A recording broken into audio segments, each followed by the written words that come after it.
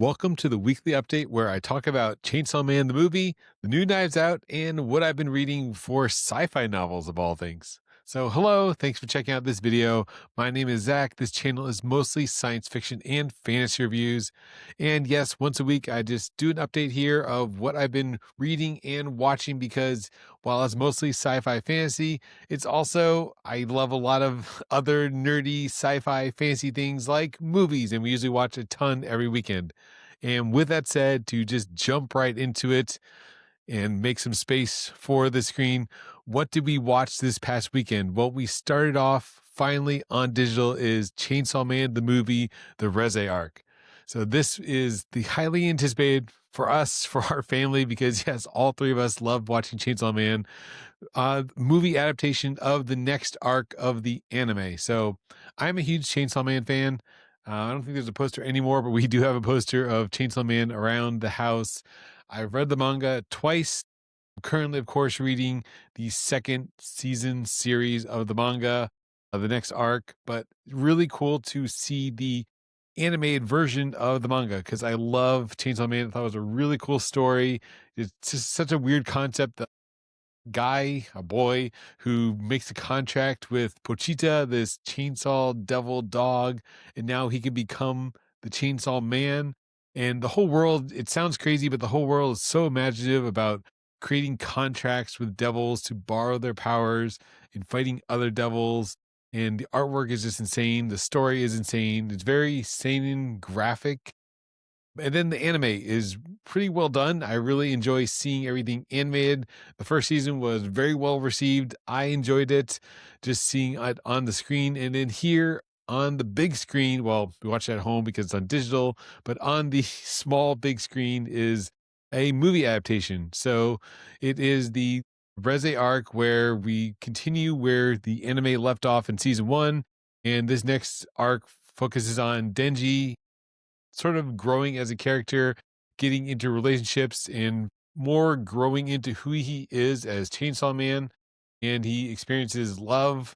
He's currently dealing with the feelings with Makima and his new role in the special division. And then he meets this girl who, yes, like the trailer show, this is not really that much of a spoiler, but the girl Reze he runs into coincidentally turns out to be the bomb devil, and fights ensue that destroy the whole city. So it's a great, very visual arc, well suited for being a movie because it's just kind of nonstop action once the kind of setup. So we get a lot of character growth in the beginning and then it's straight into the action. So obviously it's a movie that you kind of do have to have seen season one to appreciate. There's not really an intro to what is all going on with Denji and why he's the Chainsaw Man. If you just watch this guy is turning into a chainsaw, I don't get it. So you do kind of miss that backstory. But for fans of the series, this is going to be a great watch. I really enjoyed just seeing everything animated. And while the enjoyment was probably a 5, I'm also equally excited, I guess you could say, for season 3. So whatever they come up with after this, coming up, we have some really great arcs for the plot lines that have been kind of going in the background of the Chainsaw Man manga or anime up to this point, like the Gun Devil. And we learn more about Reze and her backstory with the next arc, the International Assassins arc, then into the Gun Devil arc, and then finally the final kind of battle arc with Control Devil. So really cool stuff coming up. Really excited for where Chainsaw Man is going in season 3 and onward. But I do recommend, again, for fans of Chainsaw Man, because you need a little bit of context to see it, but do check out Chainsaw Man, the movie, the Reze arc, which is in on streaming nowadays. After that, we moved on to American movies and other action movies, not really similar in genre, but semi sci-fi, because yes, The Running Man 2025 is a remake of the Running Man movie with Arnold Schwarzenegger from the 80s, late 80s, 90s. And that is actually not a remake, but adaptation of Stephen King's 1982 novel, The Running Man. So there's a bit of booktube tie-in here with Running Man, but the new 2025 remake of Running Man was just okay. It was kind of that blockbuster Hollywood action film, but it didn't really have, as you could say, the heart of the original. Well, I guess there's maybe the Arnold factor in having a very charismatic lead actor in the original, I guess, the original film adaptation of The Running Man. Not that the main character here was bad, but it's just something, I guess, with modern Hollywood, because of course the story is more relevant than ever now with corporations controlling our lives and TV ratings driven pay to play. Felt very, again, Black Mirror, if you've seen that. Again, Black Mirror is probably just not ripping off, but paying homage to these earlier works like The Running Man, like with the book or the movie. It feels a bit maybe like Dungeon Crawler Carl with the televised apocalypse, sort of, but they're playing, actually, it's a TV show game where they are competing in like a death game for prizes. And of course, the main character is using it for the right reasons. And even though he's a tough, gruff guy, but he's all for the right reasons to take care of his family. So, well, entertaining. It wasn't like mind blowing, but it was a solid time watching The Running Man 2020. And then switching gears to other blockbusters. Yes, we watched Knives Out, the latest Knives Out in the trilogy, I guess, but the next volume of Knives Out, which is Wake Up Dead Man. So this is, again, a trilogy, the third movie in the Knives Out franchise. So yes, you can expect Benoit Blanc to solve another mystery. So you know what this is going into it, being part of a franchise now. This is another murder mystery where Benoit Blanc has to solve some crazy crime and figure out who done it. So it has all the charm of the main character played by Daniel Craig. I'm just totally blanking out. Daniel Craig gives a great performance, and it was interesting that he doesn't show up in the very beginning. So there's a bit of a setup where we're introduced to the world of the characters, which is very cinematic. I did appreciate all of the visual artistry on display here in this latest installment of Knives Out. It's very cinematic. I love the setting of an upstate New York, but also it's actually filmed in English countryside. So it looked cool. It looked interesting. I liked all the angles and the visual, like, storytelling done that Ryan Johnson does. And yes, when Benoit Blanc finally shows up, we kick into high gear of who done it. He has Josh Brolin in this one, who we just saw in The Running Man, so he's in this one as well. So there's a lot of MCU favorites. Yes, Thanos is here, and Daniel Craig, and you've got Hawkeye. He plays the character Nat. So it's a very interesting twist. It was entertaining for sure. Always well done. It's a whodunit mystery. The mystery in this one, they called it a locked room mystery, because the actual killing that they're trying to solve takes place in kind of an improbable situation. It's in a room where the witnesses have line of sight to who done it. So you're also trying to figure out, how was this accomplished, because it doesn't seem like it could. So there has to be some twist. So it does get the viewer thinking, yeah, there's got to be some twist. You know, this is a whodunit mystery because this is Knives Out movie. It's the third one. So of course, you as the viewer are spinning your head trying to think, okay, who could have done it?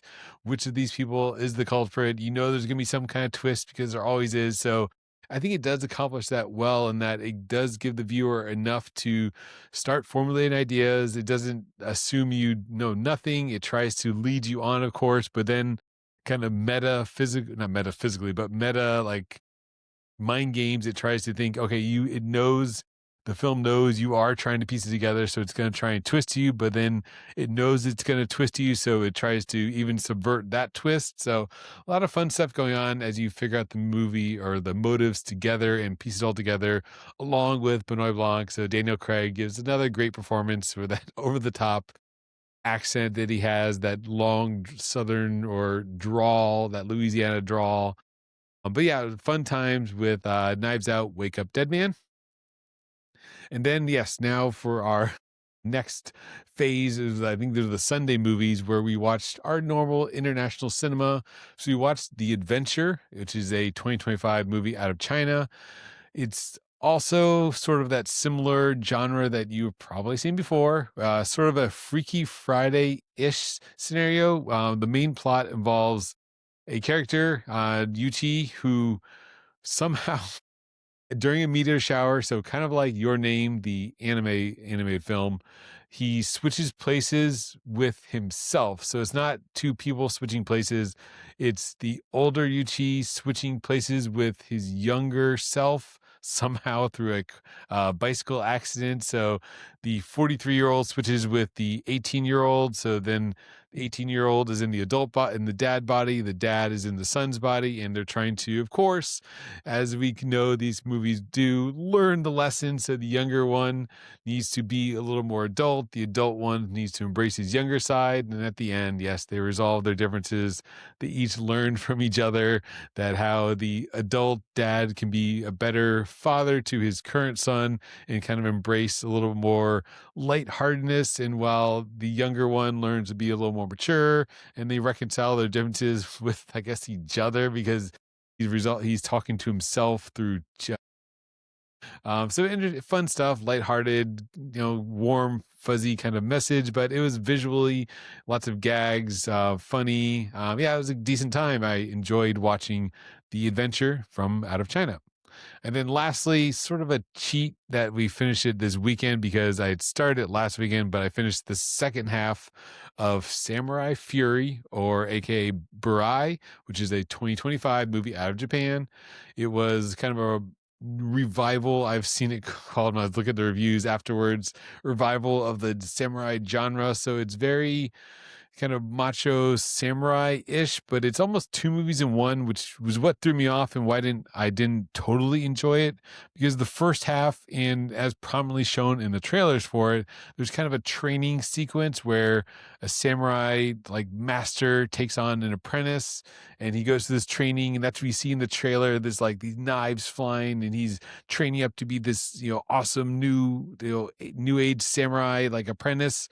But then the second half takes that same mentor relationship and goes to more like political intrigue, I guess, story where the character is fighting against his former friend and they're trying to lead an uprising in Kyoto. So it has more of a political samurai drama, like a traditional drama. And it was, yeah, it felt like two movies in one, and it should have just gone hard into one or the other. So it had some okay battle scenes, but the second half I felt really dragged, and it dragged down my kind of overall opinion of the movie. So I'm not sure I would recommend it unless you're really into samurai films, because it is a return to that kind of classic samurai formula and that classic samurai cinema. But overall, Samurai Fury, aka Burai, was kind of mid. Okay, so that was what we watched. And then besides that, sidebar all that, yes, we're still watching Pluribus. Pluribus is still interesting. It's slowly getting better, even though this last episode was not, again, the ending, okay, the ending finally did advance the plot a lot. So it was kind of a slow episode until the ending, but just kind of showed depth of character, which I guess, having not watched any other Vince Gilligan shows, yeah, I don't know what I was expecting for these slow burned. I never watched Better Call Saul, but the ending does finally start getting us moving. There was a lot of character development with two of our characters. So the one that was stuck in Paraguay, he's kind of moving up through South America, and then our main character, yeah, she is getting lonely, I guess you could say. So interesting. That's Pluribus. That's your 1 minute recap for this week's episode. So still watching it. We're still watching Vox Machina on Amazon Prime, which is actually slowly getting better, as now we're on this, the dragons are defeated in episode 2, and we're on a side quest now to recover the town. So we're on that next arc of the story of Vox Machina, where they're recovering the gunfighter's town and getting his like family back, his prestige back. So that's Vox Machina. And so now that was TV visual media. Switching over to written media and what to talk about next. What I finished last week was Gunmetal Gods, or part 2, or book 2, Conqueror's Blood. So Conqueror's Blood is what I finished this week in as far as books.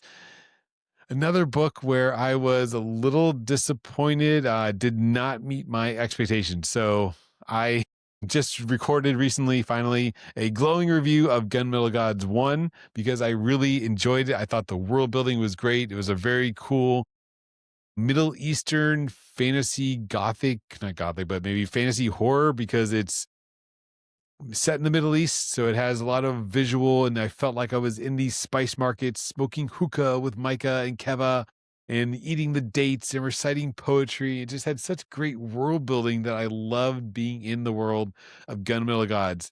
And then we get to the second book, and I was just let down because it kind of pulls a Malazan book too, because it follows two brand new characters and we barely see Keva and Micah at all. They're in like 2 scenes total in the entire book. Keva is, Micah is just mentioned.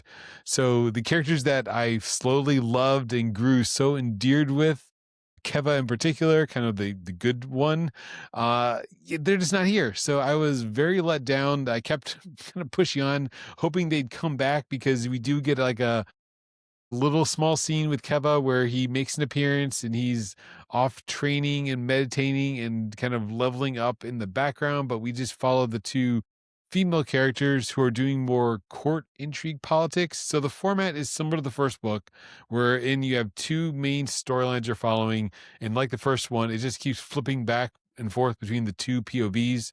So you have kind of the two sides at war with each other, just like in the first book, where you have Keva and Micah kind of alternating between the like Ottoman Empire side and the Christian Crusade side.